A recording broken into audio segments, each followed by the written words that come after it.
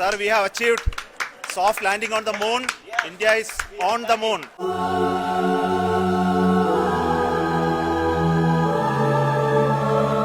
ಸ್ನೇಹಿತರೆ, ಚರಿತ್ರೆಯ ಮತ್ತೊಂದು ವಿಡಿಯೋಗೆ ನಿಮಗೆಲ್ಲ ಪ್ರೀತಿಯ ಸ್ವಾಗತ.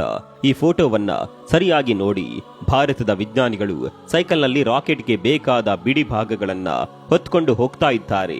ಎತ್ತಿನ ಗಾಡಿಯಲ್ಲಿ ಸ್ಯಾಟಲೈಟ್ ಅನ್ನ ಎತ್ತಿಕೊಂಡು ಹೋಗ್ತಾ ಇದ್ದಾರೆ. ಇದು ಭಾರತದ ಇಸ್ರೋದ ಜರ್ನಿ ಶುರುವಾದ ದಿನಗಳು. ಅಂದು ಸೈಕಲ್ನಲ್ಲಿ ಶುರುವಾದ ಈ ಪಯಣ ಇಂದು ಚಂದ್ರ ಲೋಕದವರೆಗೂ ತಲುಪಿಬಿಟ್ಟಿದೆ. ಈ 60 ವರ್ಷಗಳ ಜರ್ನಿಯಲ್ಲಿ ಇಸ್ರೋ ಜಗತ್ತಿಗೆ ಬಾಸ್ ಆಗಿದೆ. ಯಾರು ಮಾಡದ ಸಾಧನೆಯನ್ನ ಮಾಡಿಬಿಟ್ಟಿದೆ. ಚಂದ್ರನ ದಕ್ಷಿಣ ಧ್ರುವದಲ್ಲಿ ಲ್ಯಾಂಡರ್ ಅನ್ನ ಇಳಿಸಿ ಚರಿತ್ರೆ ಸೃಷ್ಟಿಸಿದೆ. ಹಾಗಾದ್ರೆ ನಮ್ಮ ಹೆಮ್ಮೆಯ ಇಸ್ರೋದ ಜರ್ನಿ ಹೇಗಿತ್ತು? ಸೈಕಲ್ನಲ್ಲಿ ಶುರುವಾದ ಈ ಪಯಣ ಮುಂದೆ ಹೇಗೆಲ್ಲ ಸಾಕ್ತು? ಎಲ್ಲವನ್ನ ಡೀಟೇಲ್ ಆಗಿ ತೋರಿಸ್ತೀವಿ ನೋಡಿ.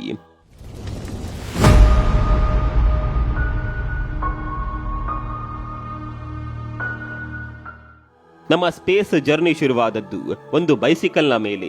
ಈ ಚಿತ್ರದಲ್ಲಿ ಬೈಸಿಕಲ್ನ ಮೇಲೆ ರಾಕೆಟ್ ಅನ್ನ ಹೊತ್ತು ಸಾಕ್ತಾ ಇರುವುದನ್ನ ನೀವೆಲ್ಲ ನೋಡಬಹುದು. ಇದು ನಮ್ಮ ಭಾರತದ ಮೊದಲ ರಾಕೆಟ್. ಈ ರಾಕೆಟ್ ಅನ್ನ ಅಮೆರಿಕದಿಂದ ಖರೀದಿಸಲಾಗಿತ್ತು ಮತ್ತು ಒಂದು ಚರ್ಚ್ನ ಪಕ್ಕದಲ್ಲಿ ಇದನ್ನ ಲಾಂಚ್ ಮಾಡಲಾಗಿತ್ತು.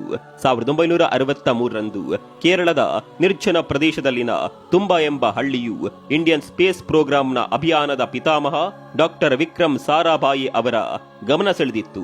ಅವರ ಪ್ರಕಾರ ಈ ಒಂದು ಹಳ್ಳಿಯು ಭಾರತದ ರಾಕೆಟ್ ಉಡಾವಣೆಗೆ ಸೂಕ್ತವಾದ ಪ್ರದೇಶವಾಗಿತ್ತು.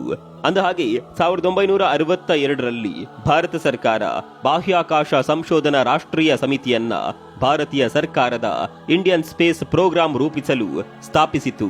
ಅದಕ್ಕೆ ಡಾಕ್ಟರ್ ವಿಕ್ರಮ್ ಸಾರಾಭಾಯಿ ಅವರು ಮೊದಲ ಅಧ್ಯಕ್ಷರಾದರು. ಅಂತಿಮವಾಗಿ 1969ರಲ್ಲಿ ಅದು ಇಸ್ರೋ ಆಗಿ ಬೆಳೆಯಿತು. ಅದೇ ಇಂದಿನ ಭಾರತೀಯ ಬಾಹ್ಯಾಕಾಶ ಸಂಶೋಧನಾ ಸಂಸ್ಥೆ. ಈಗ ಇದಕ್ಕೆ ವಿಕ್ರಮ್ ಸಾರಾಭಾಯಿ ಸ್ಪೇಸ್ ಸೆಂಟರ್ ಅಂತ ಹೆಸರಿದೆ. ಇದು ಅತಿ ದೊಡ್ಡ ಮತ್ತು ಪ್ರಮುಖ ಕೇಂದ್ರ. ಇದು ತಿರುವನಂತಪುರಂನಲ್ಲಿದೆ. ಇಲ್ಲಿ ರಾಕೆಟ್, ಉಡಾವಣಾ ವಾಹನಗಳು ಮತ್ತು ಉಪಗ್ರಹಗಳು ನಿರ್ಮಾಣಗೊಳ್ಳುತ್ತವೆ ಮತ್ತು ಅದಕ್ಕೆ ಸಂಬಂಧಿಸಿದ ತಾಂತ್ರಿಕ ವ್ಯವಸ್ಥೆಯನ್ನ ಇಲ್ಲಿ ಮಾಡಲಾಗುತ್ತೆ. ಮೊದಲು ಇದು ಸಮಭಾಜಕ ಕ್ಷಿಪಣಿ ಉಡಾವಣೆ ನಿಲ್ದಾಣ ಆಗಿತ್ತು. ಭಾರತೀಯ ಬಾಹ್ಯಾಕಾಶ ಅಭಿಯಾನದ ಪಿತಾಮಹ ಡಾಕ್ಟರ್ ವಿಕ್ರಮ್ ಸಾರಾಭಾಯಿ ಅವರನ್ನ ಗೌರವಿಸಲು ಅವರ ಆಕಸ್ಮಿಕ ಮರಣದ ನಂತರ ಈ ಕೇಂದ್ರಕ್ಕೆ ವಿಕ್ರಮ್ ಸಾರಾಭಾಯಿ ಸ್ಪೇಸ್ ಸೆಂಟರ್ ಅಂತ ಮರುನಾಮಕರಣ ಮಾಡಲಾಯಿತು. ಇವೆಲ್ಲ ನಾವು ಹೆಮ್ಮೆ ಪಡುವಂತಹ ವಿಷಯಗಳು. ಆದರೆ ಅಂದಿನ ಕಷ್ಟದ ಪರಿಸ್ಥಿತಿಯಲ್ಲಿ ನಮ್ಮ ವಿಜ್ಞಾನಿಗಳು ಭಾರತದ ಮೊದಲ ರಾಕೆಟ್ ಅನ್ನ ಪೂರ್ಣಗತಿಯಲ್ಲಿ ಉಡಾಯಿಸಿ ಸಕ್ಸಸ್ ಗಳಿಸಿದ್ರು. ಈ ರೀತಿಯ ರಾಕೆಟ್ ಲಾಂಚ್ ಮಾಡಲು ನಮ್ಮ ವಿಜ್ಞಾನಿಗಳು ಯಾವೆಲ್ಲ ಕಷ್ಟಗಳನ್ನ ಎದುರಿಸಬೇಕಾಯಿತು, ಯಾವುದನ್ನ ಇದು ಸಾಧ್ಯವೇ ಇಲ್ಲ ಅಂತ ಜನ ಅಂದುಕೊಂಡಿದ್ದರು, ಅದನ್ನ ಅಂದಿನ ವಿಜ್ಞಾನಿಗಳು ಹೇಗೆ ಸಾಧಿಸಿ ತೋರಿಸಿದ್ರು, ಅದರಲ್ಲಿ ಬರುವ ಒಂದು ಚರ್ಚಿನ ಪಾತ್ರವೇನು, ಎಲ್ಲವನ್ನ ತೋರಿಸ್ತೀವಿ ನೋಡಿ. 1960ರಲ್ಲಿ ಅಮೆರಿಕ ಹಾಗೂ ಸೋವಿಯತ್ ಯೂನಿಯನ್ಗಳ ನಡುವೆ ಒಂದು ಸ್ಪೇಸ್ ರೇಸ್ ಶುರುವಾಗುತ್ತೆ. ಇದರಲ್ಲಿ ಈ ಎರಡೂ ದೇಶಗಳು ಸ್ಪೇಸ್ ಫೈಟ್ ಕೆಪಾಸಿಟಿಯನ್ನ ಅಚೀವ್ ಮಾಡಲು ಹಗಲಿರುಳು ಶ್ರಮ ಪಟ್ಟು ಕಾರ್ಯಗತವಾಗಿದ್ದವು. ಇಂತಹ ಸಮಯದಲ್ಲಿ ಇಡೀ ವಿಶ್ವದ ಗಮನ ಈ ಎರಡೂ ದೇಶಗಳ ಬೆಳವಣಿಗೆಗಳ ಮೇಲೆ ಇತ್ತು. ಆದರೆ ನಮ್ಮ ಭಾರತದಲ್ಲಿನ ಪ್ರಖ್ಯಾತ ವಿಜ್ಞಾನಿಯಾಗಿದ್ದ ವಿಕ್ರಮ್ ಸಾರಾಭಾಯಿ ಅವರು ಭಾರತದ ಮೊದಲ ರಾಕೆಟ್ ಅನ್ನ ಲಾಂಚ್ ಮಾಡಲು ಒಂದು ಪರ್ಫೆಕ್ಟ್ ಆದ ಜಾಗದ ಅನ್ವೇಷಣೆಯಲ್ಲಿದ್ದರು. ಅವರು ಗಾಢವಾಗಿ ಶೋಧನೆ ಮಾಡಿದ ನಂತರ ಕೇರಳದ ತುಂಬಾ ಎಂಬ ಹಳ್ಳಿ ಇದಕ್ಕೆ ಸೂಕ್ತವಾದ ಪ್ರದೇಶ ಅಂತ ಅಂದುಕೊಳ್ತಾರೆ. ಈ ಹಳ್ಳಿಯು ಒಂದು ಮೀನು ಮಾರಾಟ ಮಾಡುವ ನಿರ್ಜನ ಪ್ರದೇಶದಂತಿತ್ತು. ಆದರೆ ಈ ಹಳ್ಳಿಯು ಬೇರೆ ಪ್ರದೇಶಗಳಿಗಿಂತ ವಿಭಿನ್ನವಾಗಿತ್ತು. ಯಾಕಂದ್ರೆ ಈ ಹಳ್ಳಿಯಲ್ಲೇ ಇದ್ದ ಸೆಂಟ್ ಮ್ಯಾರಿ ಮ್ಯಾಗ್ಡಲೇನ್ ಹೆಸರಿನ ಚರ್ಚ್ ಇದಕ್ಕೆ ಸೂಕ್ತವಾದ ಜಾಗವಾಗಿತ್ತು. ಈ ರಾಕೆಟ್ ಉಡಾವಣೆಗೂ ಚರ್ಚ್ಗೂ ಏನ್ ಸಂಬಂಧ ಅಂತ ಯೋಚನೆ ಮಾಡ್ತಿದ್ದೀರಾ? ಈ ಚರ್ಚ್ ನಮ್ಮ ಭೂಮಿಯ ಕಾಂತೀಯ ಸಮಭಾಜಕ ಮೇಲಿನ ಪ್ರದೇಶದಲ್ಲಿ ಇರೋದು. ಹಾಗಾದ್ರೆ ಈ ಕಾಂತೀಯ ಸಮಭಾಜಕ ಅಂದ್ರೆ ಏನು ಅಂತ ನೀವು ಕೇಳಬಹುದು. ಇದು ಭೂಮಿ ಮೇಲಿನ ಒಂದು ಕಾಲ್ಪನಿಕ ಲೈನ್ ಆಗಿದ್ದು ಭೂಮಿಯ ಎಲ್ಲಾ ಗ್ರಾವಿಟೇಷನಲ್ ಲೈನ್ ಅನ್ನ ಕನೆಕ್ಟ್ ಮಾಡುತ್ತೆ. ಅಂದ್ರೆ ಈ ಪ್ರದೇಶದಲ್ಲಿನ ಮ್ಯಾಗ್ನೆಟಿಕ್ ನೀಡಲ್ಸ್ ನ ಆಂಗಲ್ 0 ಆಗಿರುತ್ತೆ. ಅಂದ್ರೆ ಅದು ರಾಕೆಟ್ ಉಡಾವಣೆಗೆ ಬಹಳ ಉಪಯುಕ್ತವಾದ ಅಂಶವಾಗಿದೆ. ಈ ಪ್ರದೇಶವನ್ನ ಅಕ್ವೈರ್ ಮಾಡಿಕೊಳ್ಳುವ ಉದ್ದೇಶದಿಂದ ವಿಕ್ರಮ್ ಸಾರಾಭಾಯಿ ಅವರು ತಮ್ಮ ಕೊಲ್ಲಿಗಳನ್ನೆಲ್ಲ ಒಟ್ಟುಗೂಡಿ ಸೇರಿಸಿಕೊಂಡು ಚರ್ಚ್ನ ಬಿಷಪ್ ಡಾಕ್ಟರ್ ಪೀಟರ್ ಬರ್ನಾಂಡ್ ಪೆರೇರಾ ಅವರನ್ನ ಭೇಟಿ ಮಾಡಲು ತೆರಳುತ್ತಾರೆ. ಇಂತಹ ಒಂದು ಉತ್ತೇಜನಕಾರಿ ಗುಂಪಿನಲ್ಲಿ ನಮ್ಮ ಹೆಮ್ಮೆಯ ವಿಜ್ಞಾನಿ ಅಬ್ದುಲ್ ಕಲಾಂ ಅವರು ಕೂಡ ಇದ್ರು. ವಿಕ್ರಮ್ ಅವರು ಬರ್ನಾರ್ಡ್ ಅವರಲ್ಲಿ ತಮ್ಮ ನಿವೇದನೆಯನ್ನ ಮಾಡಿಕೊಂಡ್ರು. ಅವರಿಗೆ ಮುಂದಿನ ಸೈಂಟಿಫಿಕ್ ರಿಸರ್ಚ್ಗಾಗಿ ಆ ಜಾಗದ ಅವಶ್ಯಕತೆ ಇತ್ತು. ಆದ್ದರಿಂದ ವಿಕ್ರಮ್ ಮತ್ತು ಅವರ ಗೆಳೆಯರು ತಮ್ಮ ಮನವಿಯನ್ನ ಮಾಡಿದ್ರು. ಆದರೆ ಇದರ ಪ್ರತಿಯಾಗಿ ಯಾವುದೇ ಪ್ರತಿಕ್ರಿಯೆಯನ್ನ ನೀಡದ ಬರ್ನಾರ್ಡ್ ಅವರು ಅದರ ಮುಂದಿನ ರವಿವಾರದಂದು ನಡೆಯುವ ಮೀಟಿಂಗ್ಗೆ ಬರುವಂತೆ ಎಲ್ಲರಿಗೂ ತಿಳಿಸಿ ಅಲ್ಲಿಂದ ಹೊರಟರು.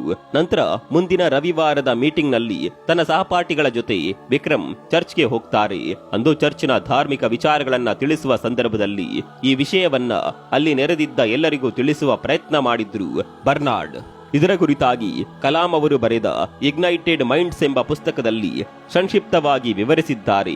ಕಲಾಂ ಅವರು ಹೇಳುವ ಪ್ರಕಾರ ಬರ್ನಾರ್ಡ್ ಅವರು ಅಲ್ಲಿನ ಜನತೆಯನ್ನ ಉದ್ದೇಶಿಸಿ ಹೀಗೆ ಮಾತನಾಡಿದ್ರು. ಎಂದು ನನ್ನ ಜೊತೆ ಇರುವವರೆಲ್ಲ ಫೇಮಸ್ ವಿಜ್ಞಾನಿಗಳು. ಇವರು ತಮ್ಮ ಮುಂದಿನ ಸಂಶೋಧನೆಗಾಗಿ ಈ ಚರ್ಚ್ ಹಾಗೂ ನಾವು ಇರುವ ಈ ಜಾಗವನ್ನ ಕೇಳುತ್ತಿದ್ದಾರೆ. ದೇವರು ಮನುಷ್ಯರ ಜೀವನಕ್ಕೆ ಮತ್ತಷ್ಟು ಸುಧಾರಣೆ ತರುವ ನಿಟ್ಟಿನಲ್ಲಿ ಮುಂದೆ ನಡೆಯಬೇಕಾದ ಕೆಲಸಗಳಿಗೆ ಒತ್ತು ನೀಡುತ್ತಾರೆ. ಆದ್ದರಿಂದ ಮುಂದಿನ ಇವರ ಸೈಂಟಿಫಿಕ್ ಮಿಷನ್ಗಾಗಿ ದೇವರ ಈ ಪವಿತ್ರವಾದ ಚರ್ಚನ್ನ ಬಿಟ್ಟುಕೊಡೋಣ ಅಲ್ವೇ ಅಂತ ಹೇಳಿದ್ದರು. ಬರ್ನಾರ್ಡ್ ಅವರ ಪ್ರತಿಕ್ರಿಯೆ ವಿಕ್ರಮ್ ಹಾಗೂ ಅವರ ಸಹಪಾಠಿಗಳಿಗೆ ಶಾಕ್ ನೀಡಿತ್ತು. ಆದರೆ ಇತ್ತ ಕಡೆ ಸಭೆಯಲ್ಲಿ ನೆರೆದ ಜನರು ತಮ್ಮದೇ ಚರ್ಚೆಯಲ್ಲಿ ನಿರತರಾದರು. ಆದರೆ ಬರ್ನಾರ್ಡ್ ಅವರ ಈ ಪ್ರತಿಕ್ರಿಯೆಯನ್ನ ಯಾರೂ ಕೂಡ ನಿರೀಕ್ಷೆ ಮಾಡಿರಲಿಲ್ಲ. ಆಗ್ಲೇ ನಮ್ಮ ವಿಜ್ಞಾನಿಗಳಿಗೆ ಒಂದು ಭಯ ಕಾಡಲು ಶುರುವಾಗಿತ್ತು. ಎಲ್ಲಿ ಈ ಜನ ಧಾರ್ಮಿಕ ಹಿನ್ನೆಲೆಯಿಂದ ನಮ್ಮ ಮೇಲೆ ಮುಗಿಬೀಳುತ್ತಾರೋ ಎಂದು. ಅಲ್ಲಿನ ಜನರಲ್ಲಿ ಕೆಲವರು ಇವರನ್ನ ಹೊಡೆದು ಓಡಿಸುವ ಪ್ರಯತ್ನವನ್ನ ಕೂಡ ಮಾಡಿದ್ರು. ಆದರೆ ಎಲ್ಲರ ನಿರ್ಧಾರ ಬೇರೆಯೇ ಆಗಿತ್ತು. ತುಸು ಹೊತ್ತಿನ ನಂತರ ಎಲ್ಲರೂ ಅಮೀನ್ ಎಂದು ಕೂಗಲು ಶುರು ಮಾಡಿದ್ರು. ಅಂದ್ರೆ ಜನ ಆ ಚರ್ಚನ್ನ ನಮ್ಮ ವಿಜ್ಞಾನಿಗಳಿಗೆ ಬಿಟ್ಟುಕೊಡಲು ನಿರ್ಧರಿಸಿ ತಮ್ಮ ಅನುಮತಿ ನೀಡಿದ್ರು. ಚರ್ಚ್ನಲ್ಲಿದ್ದವರು ಮಾತ್ರವಲ್ಲ, ಅಲ್ಲಿನ ಹಳ್ಳಿಯ ಇತರ ಜನರು ಕೂಡ ಈ ಒಂದು ಸೈಂಟಿಫಿಕ್ ರಿಸರ್ಚ್ ಅನ್ನ ಅಲ್ಲಿ ನಡೆಸಲು ಒಪ್ಪಿಗೆ ನೀಡಿದ್ರು. ಇದರ ನಂತರ ಒಂದು ಒಪ್ಪಂದಕ್ಕೆ ಬಂದು ಅದರಂತೆ ಆ ಹಳ್ಳಿಯ ಜನರಿಗೆ ಅಲ್ಲಿಯೇ ಸಮೀಪದಲ್ಲಿದ್ದ ಜಾಗದಲ್ಲಿ ನೆಲೆಸಲು ಅವಕಾಶ ಕಲ್ಪಿಸಿ ಒಂದು ಚರ್ಚನ್ನ ಕೂಡ ಕಟ್ಟಿಕೊಡಲಾಯಿತು. ಇದರ ನಂತರ ಚರ್ಚ್ನ ಪಕ್ಕದಲ್ಲಿ ಇದ್ದ ಗಾರ್ಡನ್ ಅಲ್ಲಿ ನಮ್ಮ ಮೊದಲ ರಾಕೆಟ್ ಅನ್ನ ಉಡಾಯಿಸಲಾಗಿತ್ತು.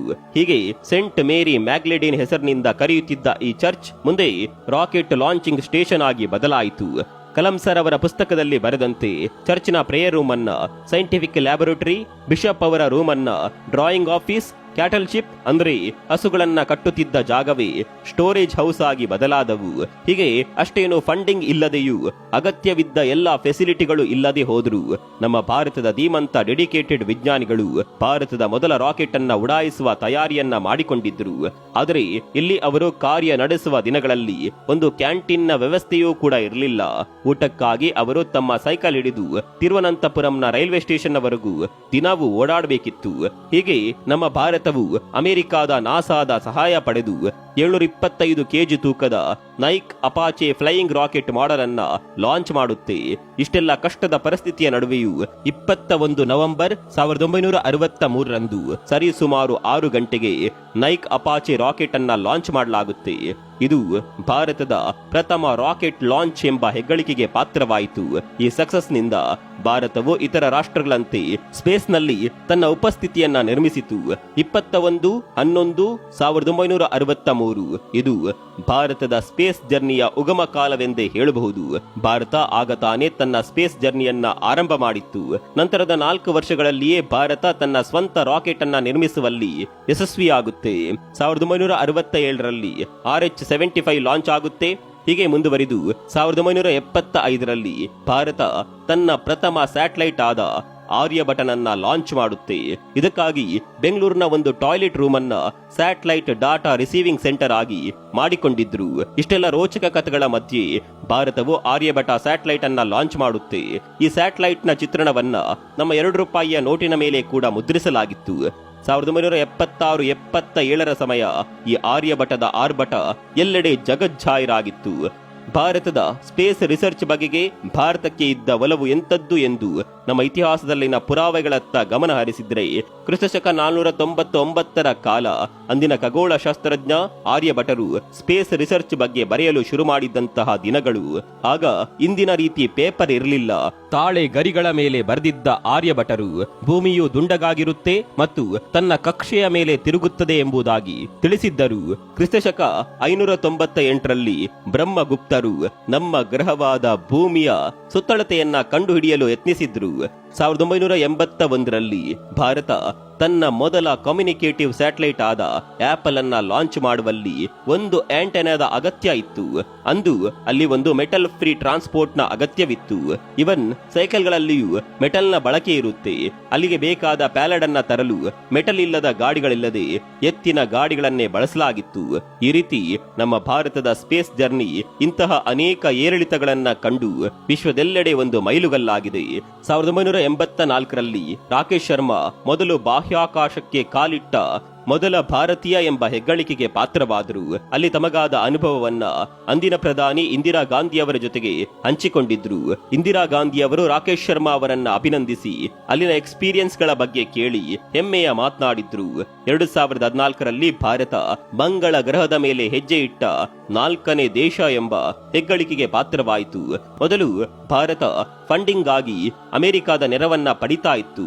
ಅಂದ್ರೆ ಫಾರಿನ್ ಲಾಂಚ್ ಪ್ಯಾಕ್ಸ್ ಮೂಲಕ ಫಂಡ್ ಪಡಿತಾ ಇತ್ತು. ಆದರೆ ಈಗ ಭಾರತ ತನ್ನ ನೆಲದಲ್ಲೇ ಫಾರಿನ್ ಸ್ಯಾಟಲೈಟ್ ಲಾಂಚ್ ಮಾಡುವಷ್ಟರ ಮಟ್ಟಿಗೆ ಬೆಳೆದಿದೆ. ಅಂದ ಹಾಗೆ ಇಲ್ಲಿವರೆಗೂ ಭಾರತ 342 ವಿದೇಶಿ ಸ್ಯಾಟಲೈಟ್ ಗಳನ್ನ ಲಾಂಚ್ ಮಾಡಿದೆ. ಭಾರತ ಜಗತ್ತಿನ 34 ದೇಶಗಳ ಜೊತೆ ಕೈ ಜೋಡಿಸಿದೆ. 112 ಸ್ಪೇಸ್ ಮಿಷನ್ಸ್, 2 ರೀ ಎಂಟ್ರಿ ಮಿಷನ್ಸ್, 12 ಸ್ಟೂಡೆಂಟ್ ಸ್ಯಾಟಲೈಟ್ಸ್ ಅನ್ನ ಬಾಹ್ಯಾಕಾಶಕ್ಕೆ ಕಳುಹಿಸಿದೆ. ಹೀಗೆ ಇಸ್ರೋ ಭಾರತದಾದ್ಯಂತ 45 ಸಬ್ ಸೆಂಟರ್ ಗಳನ್ನ ಹೊಂದಿದೆ. ಈಗ ಚಂದ್ರಯಾನ 3 ಕೈಗೊಂಡು ಅದರಲ್ಲೂ ಕೂಡ ಇಸ್ರೋ ಯಶಸ್ವಿಯಾಗಿದೆ.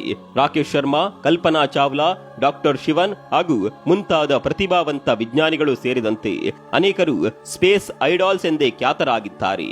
ಭಾರತದ ಸ್ಪೇಸ್ ಕಲ್ಚರ್ ಅನ್ನ ಎತ್ತಿ ಹಿಡಿಯುವಲ್ಲಿ ಪ್ರಮುಖ ಪಾತ್ರ ಇಸ್ರೋದ ಎಲ್ಲಾ ಪ್ರತಿಭಾವಂತರಿಗೂ ಸೇರುತ್ತದೆ.